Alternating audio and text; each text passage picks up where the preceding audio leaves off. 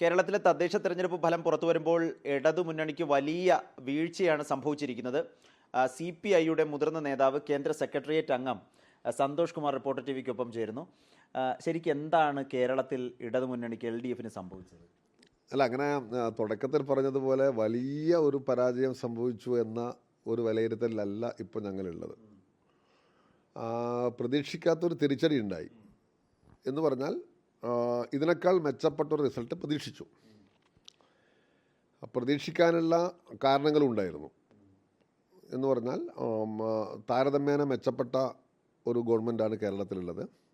ധാരാളം വികസന പ്രവർത്തനങ്ങൾ നടത്തി, തദ്ദേശ സ്വയംഭരണ സ്ഥാപനങ്ങളെ ശക്തിപ്പെടുത്താനുള്ള ധാരാളം കാര്യങ്ങൾ ചെയ്തു. എന്നിരുന്നാലും അപ്പോൾ 2021 തെരഞ്ഞെടുപ്പിന് മുന്നോടിയായി, അതായത് നിയമസഭാ തെരഞ്ഞെടുപ്പിന് മുന്നോടിയായി 20 നടന്ന ഇലക്ഷൻ്റെ അത്ര വലിയൊരു പ്രകടനം ആവില്ലെങ്കിലും കുറേ കൂടി മെച്ചപ്പെട്ട ഒരു സാഹചര്യമാണ് പ്രതീക്ഷിച്ചത്. പക്ഷെ അത് ഉണ്ടായില്ല. പക്ഷെ അതിനർത്ഥം LDF ആകെ കേരളത്തിൽ എന്തോ ഗുരുതരമായൊരു സാഹചര്യത്തിലേക്ക് പോയി എന്നൊന്നുമല്ല. നമ്മൾ മനസ്സിലാക്കേണ്ട ഒരു കാര്യം, കേരളത്തിൽ ഇടതുപക്ഷ ജനാധിപത്യ മുന്നണിയെ സംബന്ധിച്ചിടത്തോളം നിയമസഭാ തെരഞ്ഞെടുപ്പിൽ ഭരണം നിലനിർത്താനുള്ള എല്ലാ സാഹചര്യങ്ങളും ഇപ്പോഴും ഉണ്ടെന്നുള്ളതാണ്. ഇന്നത്തെ ഒരു സാഹചര്യം എന്തുകൊണ്ടുണ്ടായി എന്ന് പരിശോധിക്കുകയാണ് ഏറ്റവും പ്രധാനപ്പെട്ട കാര്യം. അവിടെയെങ്കിലുമൊക്കെ ഈ തിരിച്ചടി ഉണ്ടായെന്ന് സമ്മതിച്ചല്ലോ. അല്ല, തിരിച്ചടി ഉണ്ടായിട്ടുണ്ട്. അതിൽ എവിടെയൊക്കെയോ പിഴവ് സംഭവിച്ചു എന്ന് കാണും. സ്വാഭാവികമായിട്ടും ഇപ്പം നമ്മൾ നോക്കൂ, നിയമസഭാ തെരഞ്ഞെടുപ്പിന് മുന്നോടിയായി നടന്ന ലോക്സഭാ തെരഞ്ഞെടുപ്പ്, മുന്നോടി എന്ന് പറഞ്ഞാൽ ടെക്നിക്കലി 19 നടന്നപ്പോൾ LDF അവസാനിച്ചു എന്ന് പറഞ്ഞാണ് കേരളത്തിൽ. 116 സീറ്റിൽ UDFന് മുൻകൈ ഉണ്ടായി. ശബരിമല അന്നൊരു പ്രധാനപ്പെട്ട ഘടകമായിരുന്നു. അതിഭയങ്കരമായ സാഹചര്യം ഉണ്ടായി. പക്ഷെ ഞങ്ങൾ 2021 തിരിച്ചു വന്നു. ഇത്തവണ എന്താ പറഞ്ഞാൽ ഏറ്റവും പ്രധാനപ്പെട്ട ഒരു കാര്യം, ഇടതുപക്ഷ ജനാധിപത്യ മുന്നണിയെക്കുറിച്ച് കേരളത്തിൽ ഉയർന്ന ഒരാക്ഷേപങ്ങളിലൊന്ന് അത് ഈ കേന്ദ്ര ഗവൺമെൻറ്റൊക്കെയായി ബന്ധപ്പെട്ട ചില ബന്ധങ്ങളും ഒക്കെയാണ്. അപ്പോൾ ഇതിപ്പോൾ CPMനെതിരൊക്കെ ചില കാര്യങ്ങളൊക്കെ ഉയർന്നു വന്നല്ലോ രാഷ്ട്രീയമായിട്ട്. പക്ഷെ അത് പാടെ തെറ്റാണെന്ന് തെളിഞ്ഞു. ഇപ്പോൾ ഞാൻ ചോദിക്കട്ടെ, കേരളത്തിൽ ആരെങ്കിലും ഒരു ഇടതുപക്ഷ BJP ബന്ധം എവിടെയെങ്കിലും ആരോപിക്കുന്നുണ്ട് ഈ തെരഞ്ഞെടുപ്പിൽ? നിങ്ങൾ കാസർഗോഡ് മുതൽ തിരുവനന്തപുരം വരെ എടുത്ത് പരിശോധിച്ചാൽ മാധ്യമങ്ങൾ ബോധപൂർവ്വം ഉണ്ടാക്കുകയും വലിയ തോതിൽ സോഷ്യൽ മീഡിയ പ്രചരണം നടക്കുകയും ചെയ്യുന്ന കോൺഗ്രസ്സിലെ ഒരു സെക്ഷൻ അത്യുത്സാഹത്തോടെ നടത്തുന്നൊരു പ്രചരണമാണ് പലതുമായി ബന്ധപ്പെട്ടിട്ട് ഈ ഒരു തരം BJPയുമായിട്ടുള്ള ചില ബന്ധങ്ങളുണ്ട് എന്ന മറ്റുള്ള ചില പ്രചരണങ്ങൾ. ഈ തെരഞ്ഞെടുപ്പ് നിങ്ങൾ പരിശോധിക്കുമ്പോൾ ഏറ്റവും പ്രധാനപ്പെട്ട കാര്യം എന്താണ്? അങ്ങനെ എവിടെയെങ്കിലും ഒരു ആരോപണം പോലും ഉണ്ടോ? ആരോപണത്തിന് പോലും ഉണ്ടോ? ഞങ്ങൾ തുടക്കത്തിലേ പറഞ്ഞിരുന്നു ഇത് വളരെ തെറ്റായ ഒരു കാര്യമാണ്. ഒരു ചില എന്താണെന്ന് പറഞ്ഞു കഴിഞ്ഞാൽ ബോധപൂർവം ചില കേന്ദ്രങ്ങൾ പ്രചരണം നടത്തുന്നതാണ്. അത് നമ്മുടെ നാട്ടിൽ ന്യൂനപക്ഷ സംഘടനകളുടെ കേന്ദ്രീകരണത്തിനൊക്കെ കുറേ സഹായിച്ചു. എന്തോ വലിയൊരു തെറ്റ് ഇടതുപക്ഷം ചെയ്യുന്ന ഒരു പ്രതീതി ഉണ്ടാക്കി. അതിന്റെ കൂട്ടത്തിൽ ചോദിക്കട്ടെ, ഈ പലതവണ ഈ വർഗീയ പരാമർശം നടത്തുന്ന വെള്ളാപ്പള്ളി നടേശനെ പോലെയുള്ള ആളുകളെ, അങ്ങനെ ഒരു വാഹനത്തിൽ സാധാരണ ആളുകളെ കയറ്റാത്തൊരു മുഖ്യമന്ത്രി അദ്ദേഹത്തെ കയറ്റിക്കൊണ്ട് പോകുന്നതൊക്കെ ഒരു നെഗറ്റീവ് ഇമ്പാക്റ്റ് കൊടുക്കില്ലേ അങ്ങയുടെ അഭിപ്രായം? അല്ല, ഞാൻ പറയുമ്പോൾ ചിലപ്പോൾ ഈ വെള്ളാപ്പള്ളി നടേശൻ്റെ രീതി അനുസരിച്ചിട്ട് അയാൾ ചിലപ്പോൾ പറഞ്ഞിട്ടുണ്ടാവാൻ. കാരണം ഞാൻ പറഞ്ഞത് അതിനെക്കുറിച്ച് എനിക്കറിയില്ല.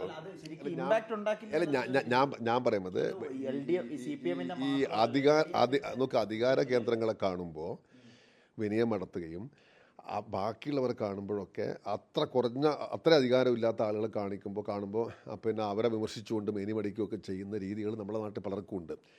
ഈ നടേശൻ്റെ ഒക്കെ കാര്യത്തിനകത്ത് എന്നൊക്കെ പറഞ്ഞു കഴിഞ്ഞാൽ നമ്മളതൊരു കേരളീയ സമൂഹത്തിനകത്ത് നമ്മൾ ഉൾക്കൊള്ളേണ്ട ചില യാഥാർത്ഥ്യങ്ങൾ നമ്മളതിനപ്പുറത്തല്ലാതെ ഒരു മാന്യമായ അംഗീകാരമൊന്നും അവർക്കൊന്നുമില്ല. അങ്ങനെയുള്ള ഒരാളെ മുഖ്യമന്ത്രി പരിഗണിക്കുകയും മുഖ്യമന്ത്രി അദ്ദേഹത്തിന്റെ പരിപാടികളിൽ പങ്കെടുക്കുകയൊക്കെ ചെയ്യുമ്പോൾ ആളുകൾക്കൊരു നെഗറ്റീവ് ഇമ്പാക്ട്. നമ്മുടെ ഒരു ചർച്ച അതിലേക്ക് കൊണ്ടുപോകണം. ഞാൻ പറയാൻ ശ്രമിക്കുന്ന ഒരു വിഷയം എന്ന് പറയുന്നത്, ഇടതുപക്ഷ ജനാധിപത്യ മുന്നണിയെ സംബന്ധിച്ചിടത്തോളം തിരിച്ച് ഈ തദ്ദേശ സ്വയംഭരണ സ്ഥാപനങ്ങൾക്ക് ശേഷം നടക്കുമ്പോൾ നിയമസഭാ തെരഞ്ഞെടുപ്പിൽ ഗംഭീരമായിട്ട് മുന്നോട്ട് പോകാനുള്ള എല്ലാ സാഹചര്യങ്ങളും ഉണ്ട് എന്ന് പറയാൻ വേണ്ടിയാണ് ഞാൻ പറയുന്നത്. ഒന്ന്, അതിൻ്റെ മുകളിൽ ഉണ്ടാക്കാൻ ശ്രമിച്ച ഒരു തെറ്റായ ഒരു ആരോപണം, ഒരു സ്റ്റിഗ്മ എന്ന് പറയുന്ന ഒരു സംഗതിയെ ഈ തെരഞ്ഞെടുപ്പ് പൂർണ്ണമായും നിരാകരിച്ചു കളഞ്ഞു. പലയിടങ്ങളിലും വോട്ട് പരിശോധിച്ചാൽ UDFൻ്റെ സഹായം കൊണ്ടാണ് തിരുവനന്തപുരം കോർപ്പറേഷനിൽ ഉൾപ്പെടെ 3-ാം സ്ഥാനത്താണ് UDF. അപ്പോൾ എങ്ങനെയാണ് പല സീറ്റുകളിലും BJP അവരെ സഹായിച്ചു എന്ന് നമ്മൾ കാണാൻ കഴിയും. രണ്ടാമത്തെ കാര്യം, കേരളത്തിൽ ഇത്രയധികം പണവും സംവിധാനങ്ങളും ഒരുക്കിയിട്ടും ഭയങ്കര ഹൈപ്പ് ഉണ്ടാക്കിയിട്ടും കേന്ദ്ര പ്രധാന പദ്ധതികളെല്ലാം സംഘാടകർ അവരാണ് എന്നൊക്കെ പറഞ്ഞിട്ടും എന്താണ് സംഭവിച്ചത്? BJPക്ക് നാമമാത്രമായ സീറ്റുകളുടെ വർധനവ് മാത്രമാണ് കേരളത്തിൽ ഉണ്ടായിട്ടുള്ളത്. 2000 കൂടുതൽ സീറ്റുകൾ കേരളത്തിൽ വർദ്ധിച്ചു. അവർക്കതിൻ്റെ ഒരു 10% സീറ്റുകൾ മാത്രമാണ് ഒരുപക്ഷെ കിട്ടിയിട്ടുണ്ടാവുക. അതേസമയം പല സ്ഥലങ്ങളിലും അവരുടെ പരമ്പരാഗത സ്ഥിരം കേന്ദ്രങ്ങളിൽ നിന്ന് അവർ പിറകോട്ട് പോകുന്ന സാഹചര്യം ഉണ്ടായി. അപ്പോൾ ഇതെല്ലാം കാണിക്കുമ്പോൾ കേരള രാഷ്ട്രീയത്തിൻ്റെ ഒരു ആരോഗ്യകരമായ മുന്നോട്ട് പോക്കാണ്. തെരഞ്ഞെടുപ്പ് ഫലത്തിൽ നിന്ന് LDF ഉൾക്കൊള്ളേണ്ട കുറേ കാര്യങ്ങളുണ്ട്, അത് ഉൾക്കൊള്ളും.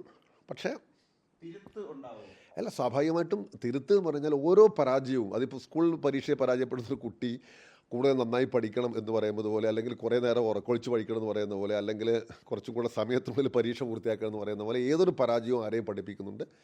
LDF സ്വാഭാവികമായിട്ടും നിലവിലുള്ള സാഹചര്യത്തെ മനസ്സിലാക്കിക്കൊണ്ട് ഗംഭീരമായിട്ട് കാര്യങ്ങൾ ഉൾക്കൊണ്ടുകൊണ്ട് മുന്നോട്ട് പോകും.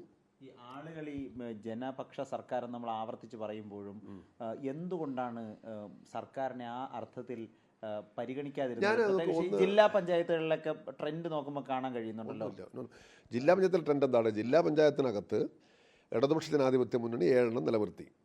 ബാക്കി ജില്ലാ പഞ്ചായത്തുകളിൽ ഇടതുപക്ഷ ജനാധിപത്യ മുന്നണിക്ക് വേണ്ടത്ര മുന്നോട്ട് പോകാൻ സാധിച്ചില്ല. അതിനകത്ത് എറണാകുളം, ഇടുക്കിയൊക്കെ ജില്ലാ പഞ്ചായത്തുകൾ കുറച്ചും കൂടെ, തെക്കൻ കേരളം ഒരുപക്ഷെ ശബരിമലയുമായി ബന്ധപ്പെട്ട, മധ്യ തിരുവിതാംകൂറും തെക്കൻ കേരളവും ശബരിമലയുമായി ബന്ധപ്പെട്ട വിവാദങ്ങൾ, കാര്യങ്ങൾ ഭാവിച്ചിട്ടുണ്ടാവാം, അല്ലെങ്കിൽ ഭാവിച്ചിട്ടുണ്ട് കുറേ കൂടി. സ്വാഭാവികമായിട്ടും തദ്ദേശ സ്വയംഭരണ സ്ഥാപനങ്ങളിലുള്ള തെരഞ്ഞെടുപ്പോട് കൂടിയിട്ട് ഇടതുപക്ഷത്തിന് ജനങ്ങൾ ഒരു ഷോക്ക് നൽകിയിരിക്കുകയാണ്. എന്ന് പറഞ്ഞാൽ ചില കാര്യങ്ങൾ നിങ്ങൾ ഒരു അലാം ബെല്ലെന്നൊക്കെ പറയില്ലേ, അത് കിട്ടിയിരിക്കുന്നത് വേണം കണക്കാക്കാൻ. അത് നല്ല കാര്യം കൂടി ഒരർത്ഥത്തിൽ അത് നമ്മൾ പോസിറ്റീവായിട്ട് എടുക്കുന്നു, ജനവിധി ഉൾക്കൊള്ളുന്നു. ആ പോസിറ്റീവായി എടുത്തുകൊണ്ട് ഗംഭീരമായിട്ട് മുന്നോട്ട് പോകാനുള്ള എല്ലാ പരിശ്രമങ്ങളും നടത്തും. പിന്നെ നമ്മൾ ഗവൺമെൻറ്റിൻ്റെ പെർഫോമൻസ് ഞാൻ പറയുമ്പോൾ ഞാൻ ചോദിക്കട്ടെ, തൊട്ടടുത്ത് കർണാടകത്തിൽ പോയി കഴിഞ്ഞാൽ ഇന്ത്യയിലെ ഏറ്റവും കറപ്റ്റായ ഗവൺമെൻറ്റാണ്, ഏറ്റവും കറപ്റ്റായ എന്ന് പറഞ്ഞാൽ ഞാൻ അതിൻ്റെ ഒരു ചരിത്രവും പറയുന്നില്ല. ഒരു ചെറിയ ട്രാൻസ്ഫറിന് പോലും ലക്ഷങ്ങൾ കൈക്കൂലി വാങ്ങിക്കുന്ന സർക്കാരാണ് എന്ന് ഞാൻ വളരെ ഉത്തരവാദിത്തോടുകൂടി ഒരു രാജ്യസഭാ നിലയിൽ പറയും. എന്താണ് പ്രൂഫ് എന്ന് ചോദിച്ചു കഴിഞ്ഞാൽ അത് വേണം ഞാൻ ഹാജരാക്കാൻ സന്നദ്ധമാണ്. അങ്ങനെയാണ്. പക്ഷേ ആ ഗവൺമെൻറ്റിൻ്റെ ഒക്കെ ഉള്ള ഒരു ഇന്ത്യയിൽ കേരളത്തിലെ ഗവൺമെൻറ് എന്ന് പറയുന്നത് ഫാർ ബെറ്ററായി പ്രവർത്തിക്കുന്ന ഒരു ഗവൺമെൻറ്റാണ് പല അർത്ഥത്തിലും. ജനക്ഷേമ പ്രവർത്തനങ്ങളുടെ കാര്യത്തിലാവട്ടെ, ഞാൻ ഇവിടെ ഈ 5 കൊല്ലത്തിലുള്ള എന്തെങ്കിലും കാര്യമായ ഒരു അഴിമതി ആരോപണം ഉണ്ടായോ? മന്ത്രിമാർക്കെതിരെ പേരിന് പോലും ഉണ്ടായില്ല. ഒപ്പം തന്നെ ഈ ആശാ സമരമൊക്കെ ഇതിനെ നമുക്ക് പ്രതികൂലമായി ബാധിച്ചിട്ടില്ലേ? ഞാൻ ആ സമയത്ത് ബിനോയ് വിശ്വം സഖാവ് തന്നെ പറഞ്ഞിട്ടുണ്ടായിരുന്നു ഇടപെടണം എന്നുള്ളത്. പക്ഷെ അതൊക്കെ വൈകി, അത് ആളുകളുടെ ചിന്താഗതിയെ ബാധിച്ചിട്ടുണ്ടാകില്ലേ? എനിക്ക് തോന്നുന്നു ജനുവിനായിരിക്കുന്ന രാഷ്ട്രീയ പ്രശ്നങ്ങളൊക്കെ ആളുകൾ ചർച്ച ചെയ്യുന്നതിനേക്കാൾ ഉപരിയായി ജാതി മത സംഘടനകളുടെ സ്വാധീനം കേരളത്തിൽ കൂടിക്കൊണ്ടിരിക്കുന്നു എന്നാവാം ഒരുപക്ഷെ നമ്മൾ മനസ്സിലാക്കേണ്ട ഒരു കാര്യം. അപ്പോൾ ജനുവിനായ പ്രശ്നങ്ങൾ, ഇപ്പോൾ ഇത്തരം ചില വിഷയങ്ങളുണ്ട്, ആശാവർക്കർമാരുടെ ചില ഇഷ്യൂസ്, അവർ പറയുന്ന കുറേ കാര്യങ്ങൾ ജനുവിനാണ് എന്ന് പറഞ്ഞാൽ അതിനകത്തൊരു മാറ്റം വരുന്നത്. പക്ഷേ അത് കേരളത്തിൻ്റെ മാത്രം നിയന്ത്രണത്തിൽ അവർ ആ സമരം തിരഞ്ഞെടുത്ത രീതിയും അത് കേരളത്തെ മാത്രം കുറ്റം. ഇപ്പോൾ ഞാൻ ചോദിക്കട്ടെ, കേന്ദ്രത്തിൻ്റെ ആരോഗ്യവകുപ്പ് മന്ത്രി തന്നെ രാജ്യസഭയിൽ പാർലമെൻറ്റ് പ്രഖ്യാപിച്ചാണ് ഞങ്ങൾ വേതനം വർദ്ധിപ്പിക്കുന്നതിനെക്കുറിച്ച് ആലോചിക്കണം. ഇതുവരെ എന്തെങ്കിലും വന്നിട്ടില്ല. അപ്പോൾ ഈ സംസ്ഥാന സർക്കാരിന് എതിരെ മാത്രമായി ഈ പ്രശ്നങ്ങൾ ഉത്തരവാദിത്വം ഉണ്ട് എന്ന് ചിത്രീകരിക്കുന്ന ഒരു സാഹചര്യം.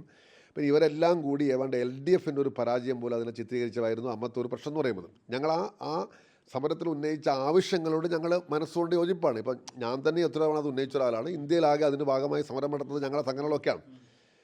പക്ഷേ നമ്മൾ കേരള രാഷ്ട്രീയം ആകെ പരിശോധിച്ച് നോക്കുമ്പോൾ അതിനകത്തൊരു ഐഡൻറ്റിറ്റി പൊളിറ്റിക്സിന് മുൻകാലത്തേക്കാൾ കൂടുതൽ സ്വാധീനം വർദ്ധിച്ചു വരുന്നതായിട്ടാണ് നമുക്ക് ഇപ്പോൾ പ്രത്യക്ഷത്തിൽ വിലയിരുത്താൻ കഴിയുക. അപ്പോൾ ഞാൻ പറയുന്നത് ഇതെല്ലാം വെച്ചുകൊണ്ട് ഇടതുപക്ഷ ജനാധിപത്യ മുന്നണി കുറേ കൂടി നല്ല ഗൃഹപാഠം ചെയ്താൽ ഗംഭീരമായിട്ട് മുന്നോട്ട് പോകാൻ സാധിക്കും. ഇപ്പോൾ 2010 തദ്ദേശ സ്വയംഭരണ സ്ഥാപനങ്ങളുടെ തെരഞ്ഞെടുപ്പിന് ആ സാഹചര്യം ഇതിനേക്കാൾ ഭയാനകമായിരുന്നു. പക്ഷേ അതിനെ നിയമസഭാ തെരഞ്ഞെടുപ്പിൽ LDF ഗംഭീരമായിട്ട് അഭിജീവിച്ചു. അന്ന് ഭരണം പോയെങ്കിലും ചെറിയ വ്യത്യാസം, 2 സീറ്റിൻ്റെ ഒക്കെ ചെറിയൊരു വ്യത്യാസം മാത്രമാണ്. ഞാനൊക്കെ മത്സരിച്ചൊരു തെരഞ്ഞെടുപ്പാണത്. അപ്പോൾ അന്ന് ഞാൻ തോറ്റു. അപ്പോൾ ഞാൻ പറയുന്നത് ഈ സാഹചര്യത്തെ LDF തീർച്ചയായിട്ടും അഭിജീവിക്കും.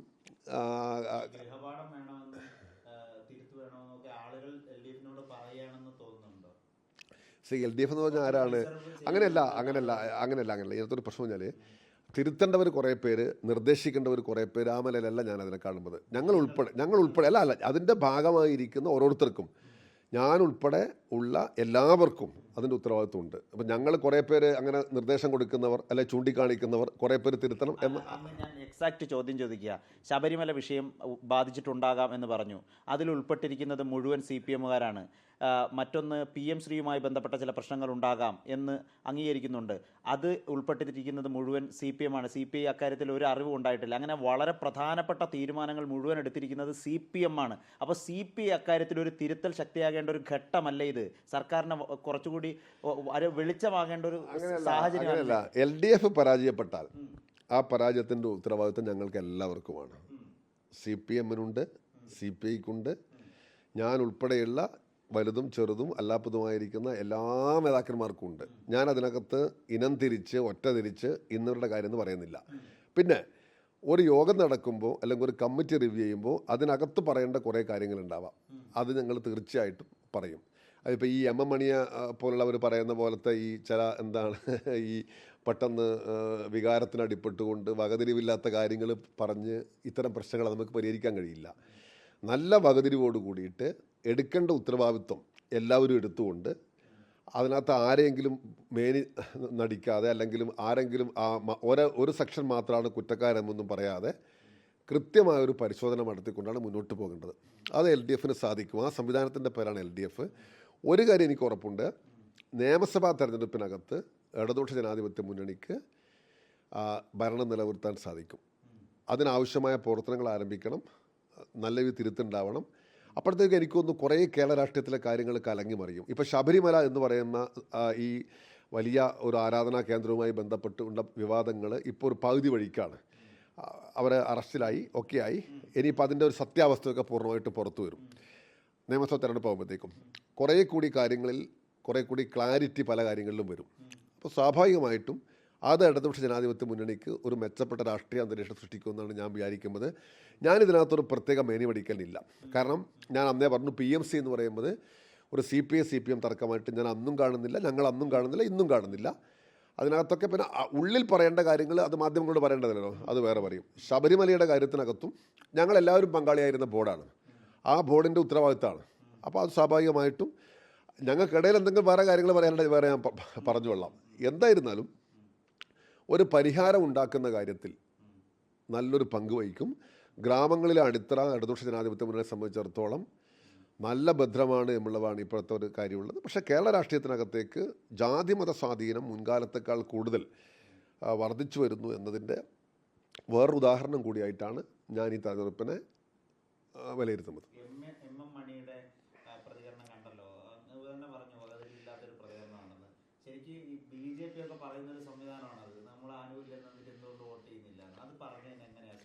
അത് ഇപ്പോൾ ആ പാലക്കാട്ട് ഇവരുടെ ഒരു BJP ഒരു നേതാവുണ്ടല്ലോ, എന്താണ് ഈ എന്തോ ഒരു രാജനില്ലേ, ആ നിർവാഹക സമിതിയാണോ നിവൃത്തിയില്ലാത്ത സമിതിയാണോ എനിക്കറിയില്ല. അപ്പോൾ എന്താ പറഞ്ഞു വെച്ചാൽ ആരെങ്കിലൊക്കെ ഭരിച്ചോട്ടെ, പക്ഷെ ഞങ്ങൾ ഫണ്ട് കൊടുക്കില്ല എന്നാണ്. ഈ മാതിരിയുള്ള വകതിരിവില്ലായ്മ കുറേ ആളുടെ മനസ്സിലുണ്ട്. അപ്പോൾ ഞാൻ അതിനൊക്കെ ഞാൻ ആ നിലയിൽ മാത്രമേ കാണുന്നുള്ളൂ. അയാൾ ഇടയ്ക്ക് പറഞ്ഞെന്തൊരു കാര്യം ഞാനിങ്ങനെ ഇത് സ്ക്രോൾ ചെയ്യുമ്പോൾ കണ്ടതാണ്. അപ്പോൾ അത് പറഞ്ഞിട്ടുണ്ടാവുന്നതാണ് ഞാൻ വിചാരിക്കുന്നത്. കാരണം ഈ വകതിരിവില്ലായ്മ ഒരു സന്തോഷമായി കണക്കാക്കുന്ന കുറേ പേര് നാട്ടിലുണ്ട്. അത് പറഞ്ഞു കഴിഞ്ഞാൽ കാരണം അതൊന്നും കിട്ടില്ല. നിങ്ങളെ അതൊക്കെ പബ്ലിഷ് ചെയ്യല്ലോ. വകതിരിവില്ലായ്മ എന്ന് പറയുന്നത് ഒരു വലിയ വകക്കുള്ള കാര്യമാക്കി മാറ്റുന്ന കുറേ പേര് നാട്ടിലുണ്ട്. അവരെ കുറച്ച് പേരുണ്ടാവും. അങ്ങനെ കണ്ടാൽ മതി. അപ്പോൾ ഞാൻ അവസാന ചോദ്യം ചോദിക്കാം. ഇതിൽ മനസ്സിലാക്കുന്നത് CPM-നെ കുറ്റപ്പെടുത്തില്ല, പക്ഷേ മീറ്റിങ്ങുകളിൽ ഒരു തിരുത്തൽ ശക്തിയായി നിർദ്ദേശങ്ങൾ വയ്ക്കും, കൂട്ടായും പരിഹരിച്ച് മുന്നോട്ട് പോകാം. അവസാനത്തെ ഭാഗമാണ് എന്ന് പറഞ്ഞാൽ ഒരു പ്രശ്നം ഇപ്പോൾ ഉണ്ടായി. ഇടതുപക്ഷ ജനാധിപത്യ മുന്നണിക്ക് പ്രതീക്ഷിച്ച വിജയം ഉണ്ടായില്ല. അതിനേക്കാൾ ഉപരിയായി അപ്രതീക്ഷിതമായ തിരിച്ചടി പല ഭാഗങ്ങളിലും ഉണ്ടായി. ഇതിനേക്കാൾ മെച്ചപ്പെട്ട ഒരു റിസൾട്ടിന് അർഹതയുണ്ടായിരുന്നു. അതെന്താണ്? അതിപ്പോൾ CPM-ൻ്റെ മാത്രം ഒരു പരാജയമായിട്ട് ഉത്തരവാദിത്വമായിട്ടും ഞങ്ങൾ കാണുന്നില്ല. CPM-നോട് പറയാനുള്ളത്, മറ്റ് കക്ഷികളോട് പറയാനുള്ളത്, അല്ലെങ്കിൽ CPI-ക്ക് കേൾക്കാനുള്ളത് ഒക്കെ ഇതിൻ്റെ ഭാഗമായിട്ട് നടക്കുകയായിരിക്കും. പക്ഷേ LDF ഒരു മുന്നണി എന്നുള്ള നിലയിൽ ശക്തമായിട്ട് മുന്നോട്ട് പോകും. മുന്നോട്ട് പോയി സ്വാഭാവികമായിട്ടും ഇപ്പോൾ ഞാൻ ചോദിക്കട്ടെ, ബീഹാർ പോലൊരു സംസ്ഥാനത്ത് തെരഞ്ഞെടുപ്പ് നടന്നപ്പോൾ എന്താണ് ഇത്ര മോശപ്പെട്ട റിസൾട്ട് ആരും പ്രതീക്ഷിച്ചില്ല. പക്ഷേ അതൊരു ജനവിധിയാണ്, മറ്റ് പല ഘടകങ്ങളുണ്ടെങ്കിലും. അപ്പോൾ ജനവിധിയിൽ നിന്ന് നമ്മൾ ഒളിച്ചോടലല്ല, ഞാൻ താരതമ്യം നടത്തുന്നതല്ല, നമ്മൾ അതിനെ ഉൾക്കൊണ്ടുകൊണ്ട് എങ്ങനെയാണ് പോവുക, മുന്നോട്ട് പോകും. CPIക്ക് അതിനകത്ത് വഹിക്കാനുള്ള വളരെ പ്രധാനപ്പെട്ട റോള് പാർട്ടി വഹിക്കും. അത് എല്ലാവരും കൂടെ ഒരുമിച്ചിറങ്ങുകയായി. നോക്ക്, തിരുത്തൽ ശക്തി എന്ന് പറയുന്നത് ഇപ്പോൾ ഞാൻ പറയുന്നത് എല്ലാവരും തിരുത്തൽ ശക്തിയായിട്ട് പ്രവർത്തിച്ചാൽ മാത്രമേ പോകാൻ പറ്റൂ. ഞാൻ തിരുത്താൻ ഒരു ശക്തി, വേറെ ശക്തിയല്ല, എല്ലാവരും തിരുത്തൽ ശക്തിയാകുക എന്നുള്ളതാണ്. ഓരോരുത്തരും സ്വയവും അല്ലാതെയും തിരുത്തൽ ശക്തിയാകുന്നില്ല. അല്ലാണ്ട് ഇതിപ്പോൾ ഒരു ടീമിനൊരു ഒരു ഉത്തരവാദിത്തം കൊടുത്തതുപോലെ തിരുത്തൽ ശക്തിയായിട്ട് ഒരു കൂട്ടർ എന്ന നിലയിൽ ഒരു വർക്ക് വിഭജനമൊന്നുമില്ല.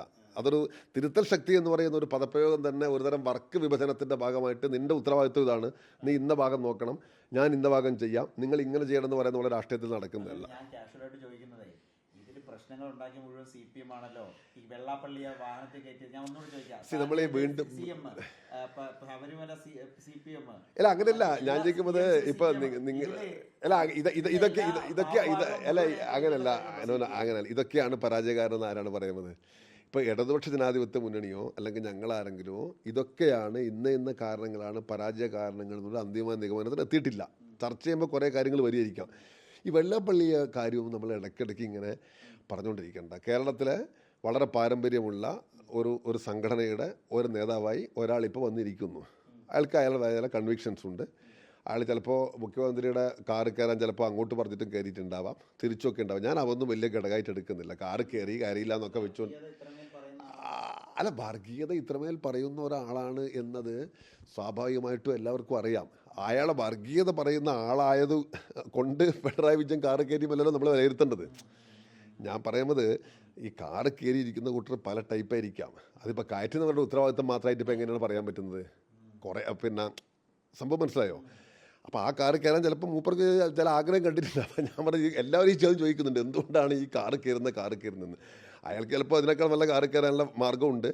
ചിലപ്പോൾ ഈ കാറ് കയറ്റവും ഞാൻ വലിയൊരു കാര്യമായിട്ട് കണക്കാക്കുന്നില്ല. പിന്നെ വെള്ളാപ്പള്ളി നടേശനൊക്കെ എന്ന് പറയുമ്പോൾ സ്വാഭാവികമായിട്ടും എല്ലാ ഇലക്ഷൻ കാലത്തും പ്രവചനം നടത്തുകയും ആ പ്രവചനം അമ്പേ പാളിയാലും ഇങ്ങനെ പിറ്റേ ദിവസം എന്തെങ്കിലും ഒരു ചിരി തിരിച്ചുകൊണ്ട് ഞാനൊന്നും അറിഞ്ഞില്ല എന്ന് നിൽക്കുന്ന ആളാണ്. അപ്പോൾ നമുക്കിങ്ങനെ അങ്ങനെയുള്ള കുറേ മനുഷ്യർ നമ്മുടെ നാട്ടിലൊരു രസമാണ് രാഷ്ട്രീയത്തിനകത്ത്, അവരൊക്കെ സമൂഹത്തിനകത്ത്. അതൊക്കെ ഒരു വഴിക്ക് നിന്നോട്ടെ, ഞാൻ അതിനൊന്നും വേറെ കാര്യമായിട്ട് കണക്കാക്കുന്നില്ല.